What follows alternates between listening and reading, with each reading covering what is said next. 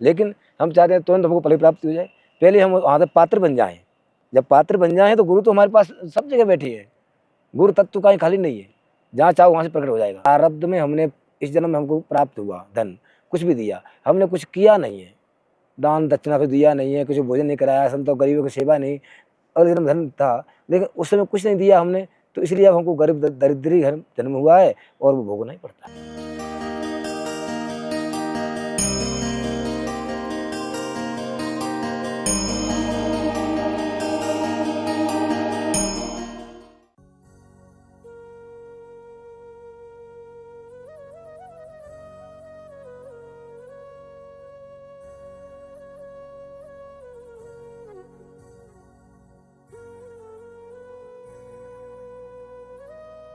महादेव, जय गुरुदेव। धर्म की यात्रा में आपको लगातार दिव्य त्यागी तपस्वी संतों के दर्शन करा रहा हूँ। ये सभी दर्शन मेरी गुरु कृपा, मेरी हरि कृपा से हो रहे। मैं एक निमित्त मात्र हूँ। जैसे बद्री का आश्रम में बहुत सारे त्यागी गुफाओं में संत रहते हैं, कंदराओं में रहते हैं, उनके दर्शन करवाने की कोशिश कर रहा हूँ।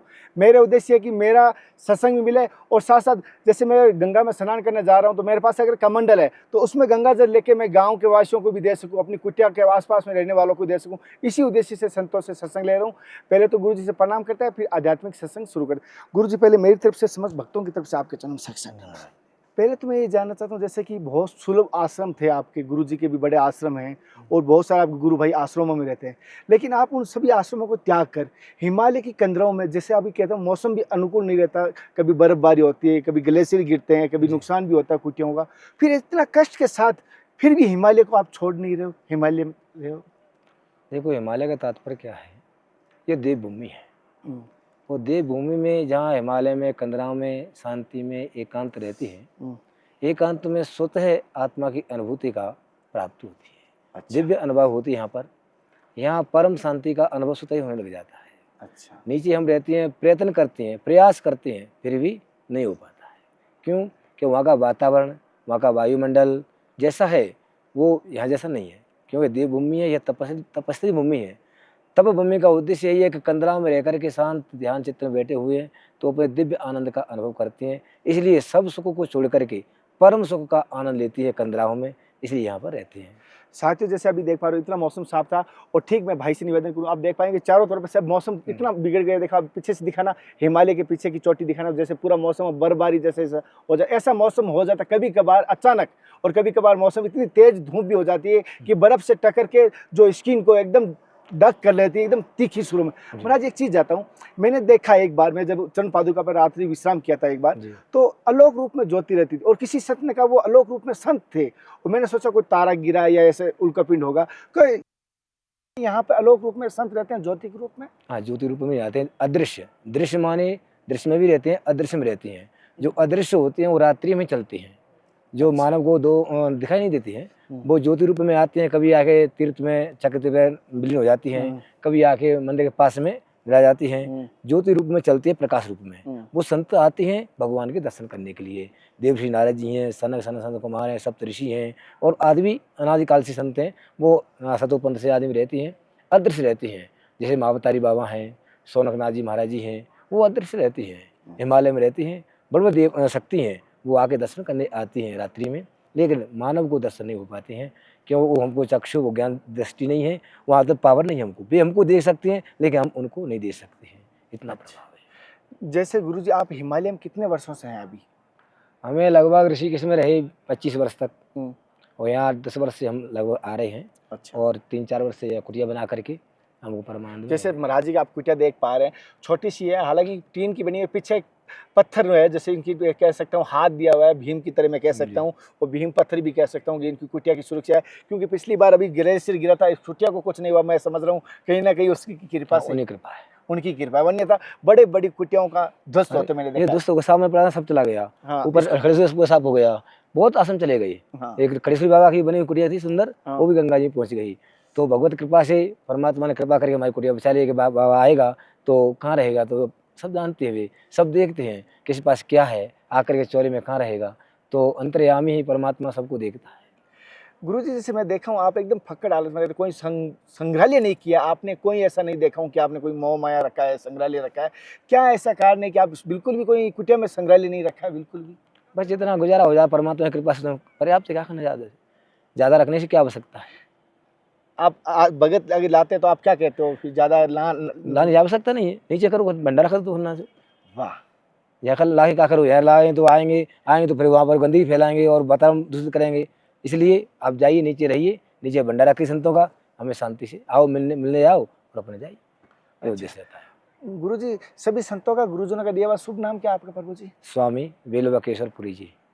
बेल बकेश्वर, ये हाँ। गुरुजी ने दिया था या कोई नहीं, आप गुरु जी तपस्या का, की थी? गुरु जी के नाम, अच्छा, सर ने गुरु जी ने दिया हुआ बड़ा नाम है। परम पूज्य सदैव पूज्य गुरुजी का शुभ नाम? श्री श्री 1008 श्री शीतलपुरी जी महाराज, अच्छा, जूना अखाड़े से, चुनाव खड़े से। कितने मड़ी से गुरुजी? 16 मड़ी से। 16 मड़ी से। नहीं, वहाँ पे चाहता हूँ टकसाल में थोड़ा सा ऐसे। हाँ नहीं, ठीक है। गुरुजी एक चीज़ ऐसे पूछ रहा था, जैसे कि अभी आपने जैसे जूना अखाड़े से बहुत सारी संप्रदाय थी, रामायणी थी, निम्बार की थी, आप ओनली फॉर जूना अखाड़े से सन्यासी दीक्षा लेने का कारण क्या था? ये तो पूर्व परंपरा संस्कार होते हैं। जैसे भक्ति जागृत होती है कि हम कि हमारे आराध्य कौन है, तो बचपन से अपने आप लगन लग जाती है कि हमारे शिव जी हैं, या कोई कहता हमारे राम जी हैं, तो हमारे बचपन से हमारी आराधना लगनी हमारे शिव जी हैं। तो अच्छा। यहाँ आप बचपन में इस संत बने थे या गृहस्थी का पालन नहीं किया नहीं, था? हम निकले 8 साल की अवस्था, हमको अनुभूति होने लगी उससे, इसलिए 8 साल की अवस्था हमको संत भी आते थे, स्वप्न में आते, दर्शन देते, कुछ कहते भी हमसे, और उसके बाद में दीदी ने घर छूट गया हमारा और हम छोड़ दिए सब। मतलब गुरुजी कहना नहीं चाहिए, प्राण और जीवन संत बनना एक तरह से बराबर ही है, दुष्ट हो गया। तो कोई ना कोई बहाना या कोई ना कोई घटना तो घटी होगी घर में, जैसे आप संत मार्ग पे आ पाई, या संसार से मुंह ऐसे नहीं मुड़ता, भगवान बहुत बड़ी घटना घटाने के बाद ही मुंह मोड़ता है। नहीं, ऐसा कुछ नहीं है। जब परमात्मा निकलना चाहते हैं ना, तो कोई घटना की आवश्यकता नहीं है।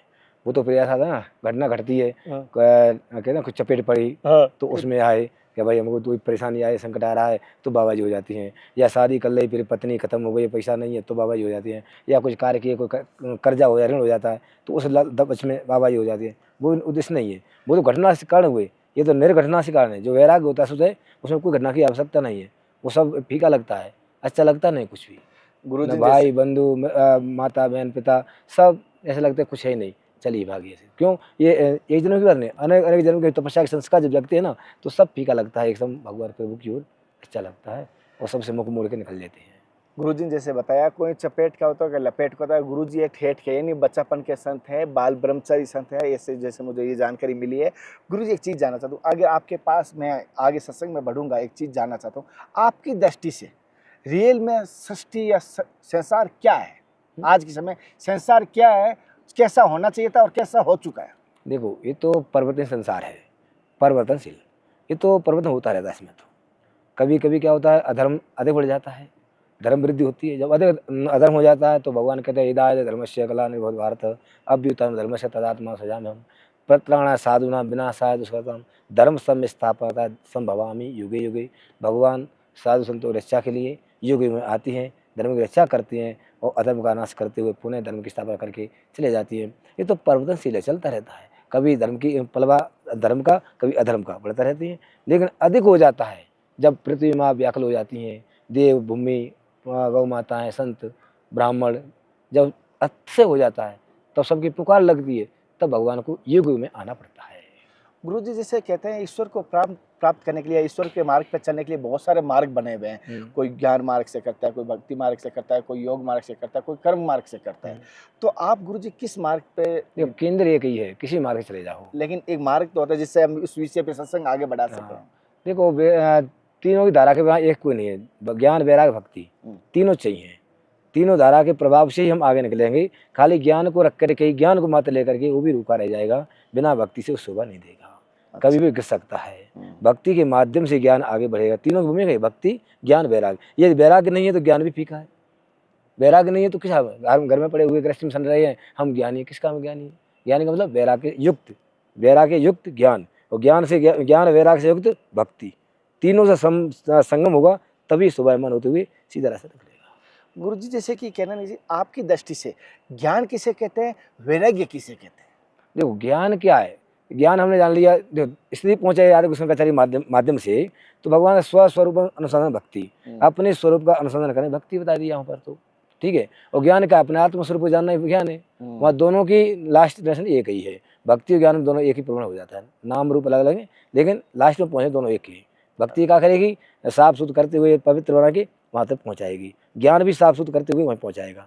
केंद्र एक ही है, नाम दो है भक्ति ज्ञान। लेकिन भक्ति क्या होता है? अपनी भावनात्मा को लेकर के साकार भक्ति, निराकार भक्ति। निराकार भक्ति स्वयं, स्वयं माने मैं आत्मा हूँ, और आत्मा का चिंतन करते यही स्वस्वरूप अनुसंधान भक्ति, शंकराचार्य ने कह दिया। द्वैत भक्ति मैं हूँ, ये मेरे ईश्वर हैं, ठीक है, मैं हूँ मेरे ईश्वर हैं, और मैं हूँ, मैं दास हूँ, मेरे प्रभु हैं, मैं सेवक हूँ, मेरे स्वामी हैं, ये द्वैत भक्ति हुई। अद्वैत भक्ति में एक ही भक्ति है। भगवान हनुमान जी से प्रश्न करते हैं राम जी, कि हनुमान जी आप कौन हो? तो हनुमान जी क्या शब्द, 3 शब्द कहा कि आप किस दृष्टि देखना चाहती हैं। यदि ब्रह्म दृष्टि देखते हैं तो मैं हैं सो आप हैं, अच्छा। दूसरा नहीं है। और जीव दृष्टि देखती हैं तो मैं जीव हूँ, आप ईश्वर हैं, मैं, आप जीव हैं, आप ईश्वर हैं, मैं जीव हूँ। और सेवक दृष्टि देखते हैं, मैं सेवक हूँ, आप स्वामी हैं। तीनों दृष्टि दिए। ज्ञान की दृष्टि से तुम मुझे कोई भेद ही नहीं है, सो तो भेदा बाहर विषय भाई भेदा, तुम मुझे कोई भेद ही नहीं है। जीव दृष्टि का जीव ईश्वर, तो महाराज मैं जीव हूँ, अज्ञानी हूँ, आप स्वयं समर्थ जी हैं, ईश्वर हैं, तो एक दृष्टि से हुआ। और सेवक दृष्टि, मैं सेवक हूँ, मैं दास हूँ, आप स्वामी हैं। ये 3 दृष्टि देखा करके, और स्वरूप में कोई नहीं, एक ही है। तो गुरुजी जैसे आपने तीनों दृष्टि का बताया हनुमान जी का, ये बहुत सटीक है। साथ ही मैं बताता हूँ ये सत्य बात है, वो लोगों को कम पता है। ये 3 मार्ग जैसे बताया गुरुजी, आप ईश्वर को किस रूप में मानते हो, आप ईश्वर को किस रूप में जानते हो तीनों में से? मतलब तीनों में से जानने की प्रक्रिया क्या है, देखो उपासना दृष्टि है, उपासना सब प्रधान है। जैसे हम उपासना कर रहे हैं, उपासना का फल क्या है, उपासना लेखन है, वहाँ तक पहुँचे केंद्र है। 3 कांड बताए, कर्मकांड, ज्ञान कांड, वो कर्मकांड, उपासना कांड, ज्ञान कांड। कर्मकांड माने बाहरी दृष्टि से शुद्धता पवित्रता, कर्मकांड के अंदर आया। उपासना कांड भगवान की आराधना, मंत्र जप आदि प्रक्रिया, इसके द्वारा पहुँचना, मंत्र का सिद्धि कहाँ, वहाँ पहुँचाई परमात्मा के स्वरूप में एक एकत्व में पहुँचा देगा। अच्छा। ये 3 दृष्टि से पहुँचना हुआ ही है। अब आप किस दृष्टि से चलना चाहते हैं, मान लो आप साइकिल में जा रहे हो, चाहे पैदल जा रहे हो, चाहे हवाई जहाज से जा रहे हो, पहुँचना तो वहीं पहुँच। अब किस दृष्टि से जाना चाह रहे हैं, हमारा अब हमसे पर्सनल प्रश्न करते हैं, आप प्रश्न कर रहे हैं ना, तो ध्यान दृष्टि से भी जा सकते हैं, ध्यान से भी अपना स्वरूप चिंतन करते हैं। द्वैत भाव में देखना, द्वैत से कर सकते हैं। मूर्ति दर्शन करना है, गुरु सबसे बड़ी गुरु भक्ति होती है, सबसे बड़ी गुरु भक्ति होती है। और गुरु शिव है, गुरु ब्रह्मा, गुरु विष्णु है, दूसरा मैं देखा भी नहीं, गुरु देखिए। और गुरुजी जैसे मेरे को बहुत सारे भक्ति यहाँ पे ऐसे पूछते हैं, कन्हैया तू संतों के पास जाता है, तो हमें ये बताइए, हमें सच्चे गुरु की या सही गुरु की और सच्चे सद्मार्ग की गुरु मिल जाए, वो कैसे मिल सकते हैं? देखो, मिलने की प्रयास छोड़िए, अपना कर्म कीजिए। जैसे फल पक जाता है ना, तो तोता अपने आप देख लेता है कि पका हुआ फल कहाँ है, हमें पहचान कर लेगा। हम ढूंढे तो नहीं मिलने वाला नहीं है। ये गुरुजी ने सही बात की। गुरु स्वयं शिष्य की तलाश करता है कि पात्रता मिले मेरी विद्याओं को ग्रहण करने वाला, तब प्राप्ति माँ अपने हो जाएगा। तोता गुरु राम तीर्थ परमहंस जी के पास में माँ भगवती की उपासना करते थे, साक्षात काली माँ दर्शन देती। तो बोले माँ आप हैं तो मुझे ईश्वरी प्राप्ति हो जाएगी, कि नहीं होगी बेटा, गुरु की आवश्यकता है। मुझे माँ आप हैं तो गुरु क्या करूँगा, नहीं, गुरु के द्वारा ही ज्ञान प्राप्त होगा। तो गुरु क्या मिलेगा, गुरु कहाँ मिलेगा, तो फिर भगवती की प्रेरणा से गुरु आया उसके पास में, कि यहाँ शिष्य बैठा हुआ पात्र बन करे, कौन, राम तीर्थ परमहंस जी। तो तोतापुरी चल के गए थे, वो 6 महीना वहाँ रुके थे। तब वो ध्यान करते हैं तो दुर्गा के दर्शन, मैया के दर्शन होती हैं, ध्यान दृष्टि नहीं पहुँच रहा है, बार बार समझाते हैं इस मूर्ति उठाओ, ये तो द्वैत है, साकार मन से बनाई हुई है, मन से कल्पित है, जो भी मूर्ति बनाते कल्पित है, इस कल्पना को हटाइए और अपने स्वरूप में जाइए। नहीं जा रहे हैं, 6 महीना रुके, आखिरी पे गुरु ने अपना शक्ति के द्वारा से शक्तिपात करना पड़ा। अर्थात जब ध्यान करते तो माँ तेरा नहीं आ जाती सामने भगवती। लेकिन भगवती वो भी एक साधना उपासना है, कि ध्यान करें तो माँ आ जाती है, बात कर रही है, तो इतनी हमारी पक्की वापस हमारी उपासना तो पहुँच जाता है। यहाँ तक हम पहुँचे नहीं, पहले से भगवान मिल जाए, पहले से हमको ईश्वर प्राप्ति हो जाए, ये संभव नहीं है। एक वाचिक वाणी रहती है, शास्त्रों की वाणी सुनना पढ़ना एक अलग बात रही, लेकिन हम चाहते हैं तुरंत हमको फल प्राप्ति हो जाए, पहले हम वहाँ तक पात्र बन जाएँ। जब पात्र बन जाएँ तो गुरु तो हमारे पास सब जगह बैठी है, गुरु तत्व कहीं खाली नहीं है, जहाँ चाहो वहाँ से प्रकट हो जाएगा, पर पात्र नहीं है, पात्र नहीं। बस जैसे गुरुजी ने कहा पात्रता होनी अति आवश्यक है, और अगर किसी में पात्रता मिलती है तो गुरु स्वयं चाहता है कि वो अपनी विद्या या अपनी शक्तिपात से उसका उद्धार करें। जैसे कि संसार के लोगों को बहुत सारे दुख होते हैं, हर दुख का क्या हल है, और दुख आते ही क्यों हैं, और किस प्रकार आते हैं, और तो किस प्रकार हल हो सकता है इसके? देखो, दुख एक तो मन की मान्यता है, मन में मान लिया कि मैं दुखी हूँ, बैठा ही बैठे दुख हो रहा है, कुछ नहीं कर रहे हो फिर भी बैठा मैं दुखी हूँ, मेरी वो चीज़ प्राप्त नहीं हुई, मेरा साथी इतना आगे बढ़ गया, वो भी मन में चल रहा है तो उसे दुखी हो रहा है। ये तो विचारों से दुख होती है। मेरे पास धन नहीं है, उसके पास इतना धन है, मेरे साथी कोई नहीं, मैं अकेला बैठा हूँ, उनके साथ इतने लोग हैं, ये चिंतन कर रहा है, मेरा पद मेरे कोई पद प्रतिष्ठा नहीं मिल पाई और मेरा जीवन मेरा वैसे व्यर्थ चला गया, इसमें दुखी होता है।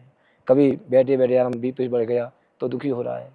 आदि भौतिक, आदि दैविक, आध्यात्मिक 3 प्रकार के ग्रसों ये जीव बना हुआ है और इसी में दुखी हो रहा है। 3 अच्छा, 3 शक्तियाँ आदि दैविक, आदि भौतिक, आध्यात्मिक, इनसे पीड़ित ग्रस्त है।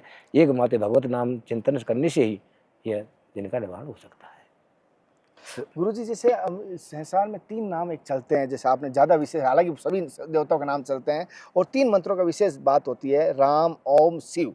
ये किस मंत्र का क्या प्रभाव रहता है अलग अलग, या ये मंत्र तीनों ही एक है? देखो व्याकरण दृष्टि देखेंगे ना तो राम, ओम और क्या बोला, शिव। शिव, तीनों शक्ति एक ही है, नाम रूप अलग अलग है। अच्छा, राम जपेंगे, राम के अंदर से प्रकरण में बनता है रम धातु से राम शब्द की उत्पत्ति होती है और उसके साथ में तत्त्वमसि, इसमें भी प्रसंग आता है राम रैसुक उपनिषद आदि में। तो राम शब्द की जो उत्पत्ति है, जो शब्द है, वो उसी धातु से ओम की और अवरसिक धातु से ओम की उत्पत्ति होती है। इसी प्रकार शिव, ये तीनों में शिव शक्ति और ओम में शक्ति है और राम, ये तीनों के नाम रूप अलग अलग हैं, शक्ति एक ही विराजमान है। अच्छा। बस। गुरुजी जैसे एक संसारिक सवाल ले रहा हूँ, आप कोई अगर मंत्र कोई उपाय बताओ तो अच्छा रहेगा भक्तों के लिए। एक बहुत सारे जीवन में तंगी रहती है आर्थिक अवस्था की, किसी भी जीवन में, किसी भी रूप में लो, चाहे दुकान व्यापार के लिए, चाहे नौकरी के लिए कहो, तो उसके बगैर जीवन अधूरा है। चाहे अगर राशन भी लाना हो तो आर्थिक स्थिति के बगैर ला नहीं सकते, कोई भी चाहिए, दवा भी लाना। तो जीवन की आर्थिक स्थिति यानी धन की कमी को कैसे दूर किया जा सकता है? कौन सी आराधना, कौन से मंत्र का जाप करना चाहिए? देखो, धन की आवश्यकता है तो सबसे पहले भगवान लक्ष्मी नारायण के माध्यम से श्री सूक्त का पाठ करें अथवा कनक धारा मैया का स्तोत्र पाठ करें और आदिवृष भगवान, प्रक्रिया तो बहुत हैं, लेकिन किसी एक आराध्य को लेकर के लक्ष्मी नारायण के माध्यम से ही, चाहे शिव जी के माध्यम से, शिव का सब देने वाले, घर में पूजा लक्ष्मी करोगे ना, आराधना करोगे और जिस चीज़ को मांगोगे, जिस लिए करोगे, अनुष्ठान करवाती हैं तो भगवान धीरे संपन्न कराते हैं। एक बात। दूसरी बात यह, प्रारब्ध में हमने इस जन्म में हमको प्राप्त हुआ धन, कुछ भी दिया, हमने कुछ किया नहीं है, दान दक्षिणा कुछ दिया नहीं है, कुछ भोजन नहीं कराया, संतों गरीबों की सेवा नहीं, और जन्म धन था लेकिन उस समय कुछ नहीं दिया हमने, तो इसलिए अब हमको गरीब दरिद्री घर जन्म हुआ है और वो भोगना ही पड़ता है।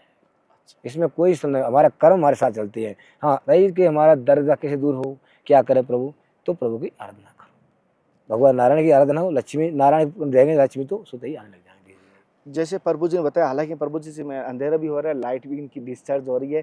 गुरु जी हम कोशिश करेंगे, हम 2-3 बार आ जाएंगे, तो आपकी अगर कुटिया खुली रही तो हम जरूर आपसे, चलो ठीक है, देखो कोई वापस आएंगे। मेरे से कोई त्रुटि हुई, गलती हुई, मुझे माफ़ करना मेरे भक्तों की तरफ से। कोई बात नहीं, भगवान नारायण सब ठाकुर जी हैं। गुरु जी अगर आपका कोई एड्रेस पूछे, क्या बता सकता हूँ? हाँ बता देना।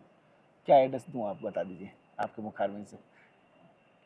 हमारे एड्रेस दे देना, बद्रीनाथ धाम में रहते हैं, ब्रह्म विद्या साधना कुटीर, ब्रह्म विद्या साधना कुटीर, ब्रह्म विद्या योग साधना कुटीर।